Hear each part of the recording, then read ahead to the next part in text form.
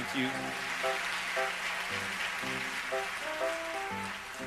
Thank you very much. Thanks for being here, supporting the National AIDS Fund.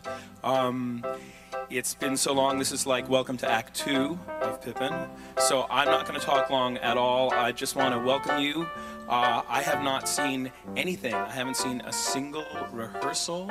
So this is going to be as much of a, I think, delightful surprise to me as it will be to you. So I'm very much looking forward to tonight, and I'm going to shut up and let the show begin. Thanks a lot for being here.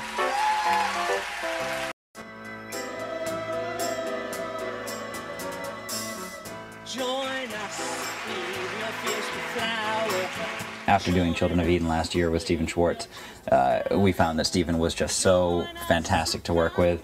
Pippin has always been one of my favorite shows, and we thought it had a lot of great opportunities for ensemble roles, for featured roles, and we could have an amazing cast, obviously. I'd like to help you grow. We should have started long ago. So morning crow all day while we sing tomorrow's song. Never knew we could be so strong, but now it's very clear. Morning glow is almost here. We were so thrilled to be able to go to Michael Arden and say, you know, will you play Pippin? And he was ecstatic about it. He's so talented. After seeing his work in Bear and Big River, and I've seen him in a lot of other readings and concerts of things, he's just so unbelievably right for the role. I would need no memories there if I could share my life with you.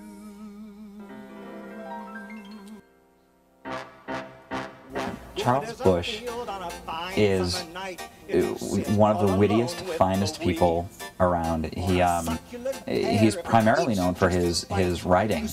He wrote the book for Taboo, but he also wrote Tale of the Allergist's Wife, as well as wrote and starred in Die Mommy Die, Psycho Beach Party.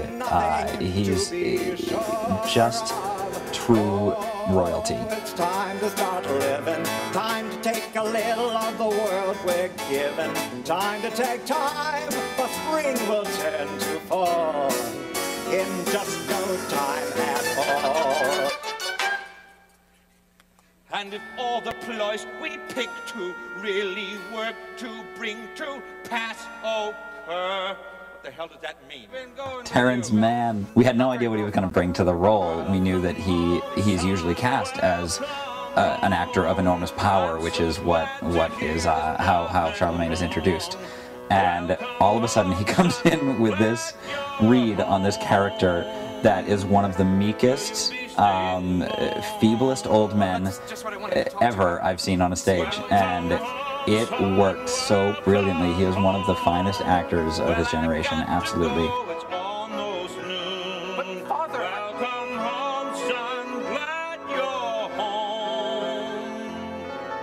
We'll talk again soon.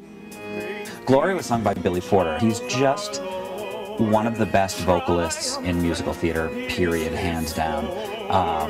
And he always manages to bring something to a role that you're not expecting him to.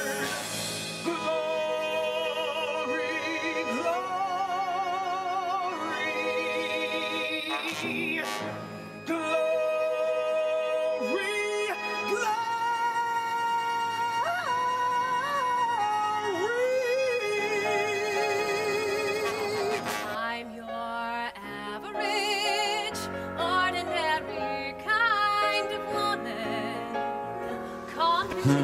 Laura Benanti. Laura Benanti is hands down one of the finest actresses in musical theater today. I called Stephen and I said, how do you feel about Laura Benanti as Catherine?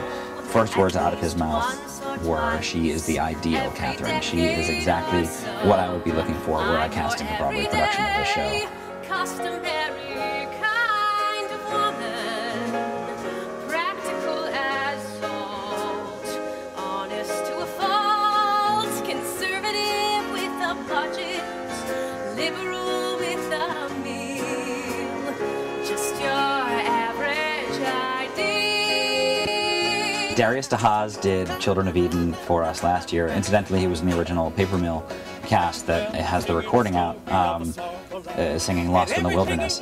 And he was last year one of the first people we cast in doing it, or asked to do it, and he was thrilled from day one. He is such a professional.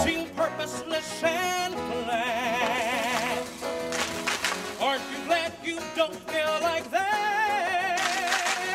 So he ran from all the deeds he done. He ran from things he just begun. He ran from himself. Now that's mighty far to run. Out into the country where he played as a boy. He knew he had to find him some simple joys. He wanted someplace warm and green. We all could use a change of scene. Cameron Matheson from the cast of All My Children. He is someone who has never been in a musical before, certainly, and actually never on stage in a production. So this was a brand new thing for him. To see the professionality and the ease that he stepped into a role in a musical with a bunch of really big, heavy hitters was unbelievable. Someday, soon. Julia Murney plays Fastrada, and knowing Julia's talents from everything else that I've seen her in, and knowing her comic ability from what she brought to us in Children of Eden last year, she was just perfect.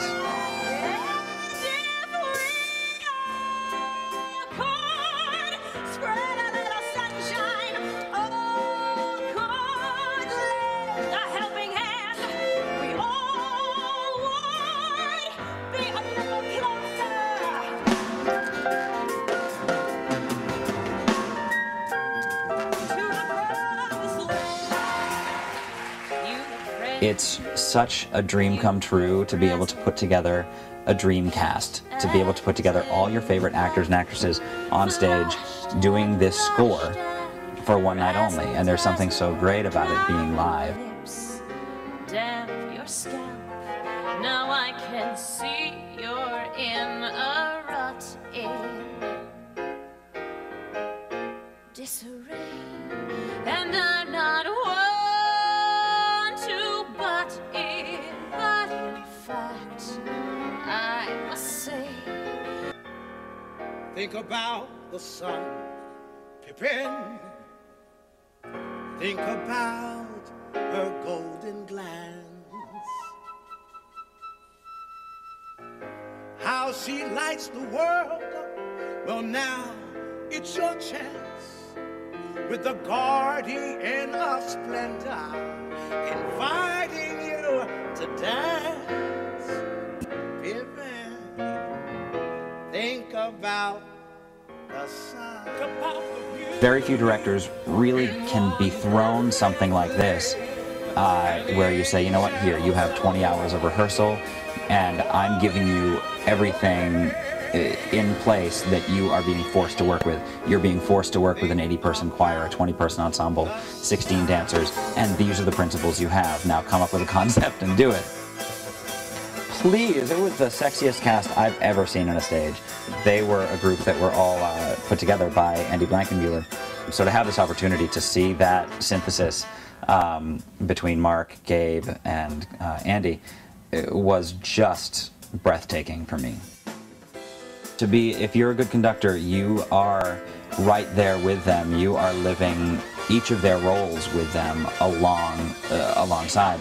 And in a one-night concert, you don't know what that energy is going to be until they're on stage, especially where we have Ben Vereen, who comes in, 2 or 3 hours before the concert, and that's the only rehearsal that Ben had. So it takes a great deal of patience, a great deal of professionality to be able to live in that second skin with the actor.